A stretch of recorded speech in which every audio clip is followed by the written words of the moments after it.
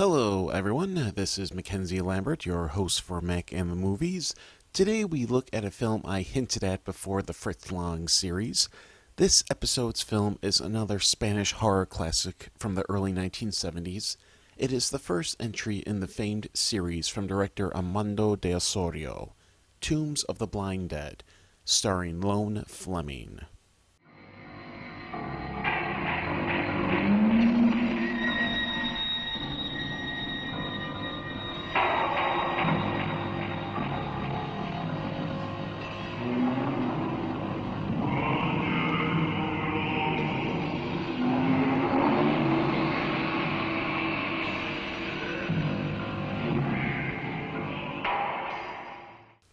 Virginia is on vacation with her boyfriend Roger when they meet an old friend, Betty. Roger starts to take a liking to Betty, which makes Virginia jealous. While on a train, Virginia makes a break from the others and heads towards nearby ruins.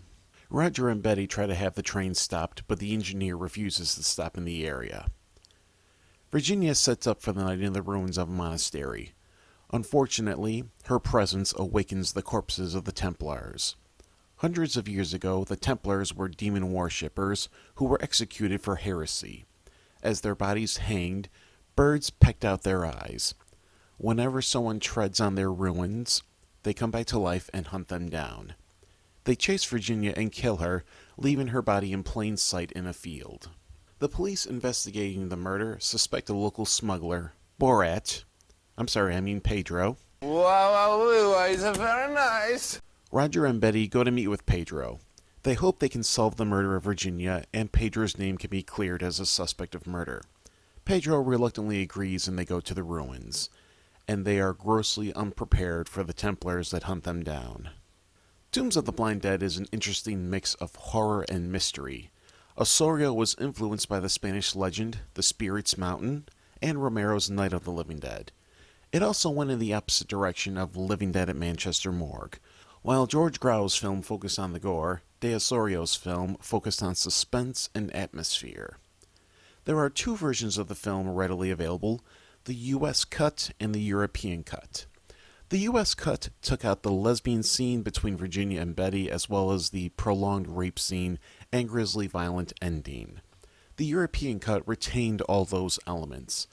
So both those into and not into the extreme elements can enjoy the film. Hats off to the distributors.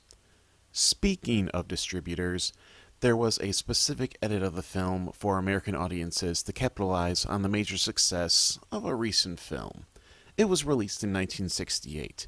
Now I know what you're thinking. With Tombs of the Blind Dead being about zombie Templars coming back from the dead, it would be common sense to try to connect this film to Night of the Living Dead. You would think that, wouldn't you? Well, there was another film that came out in 1968 that distributors tried to connect to Tombs of the Blind Dead.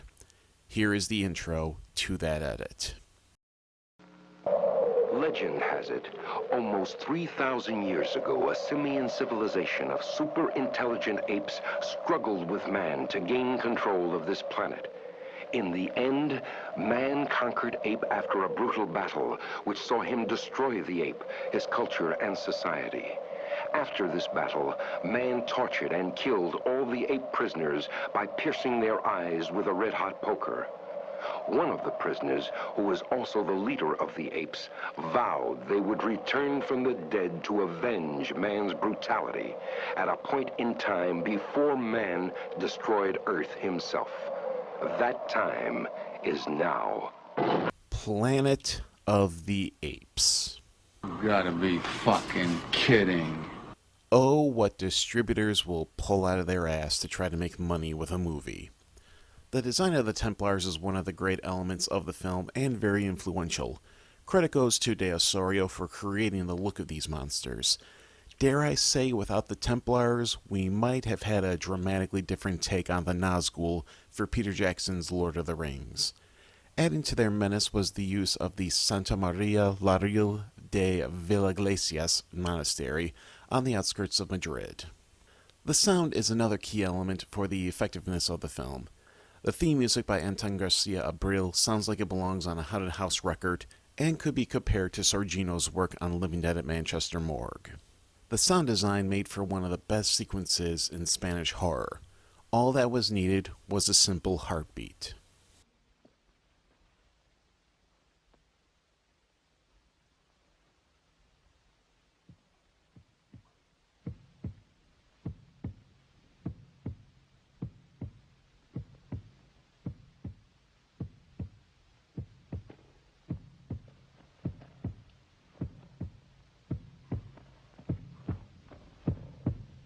It's difficult to say anything about the acting considering the film is dubbed, and the dialogue delivery may not necessarily match the physical acting at times.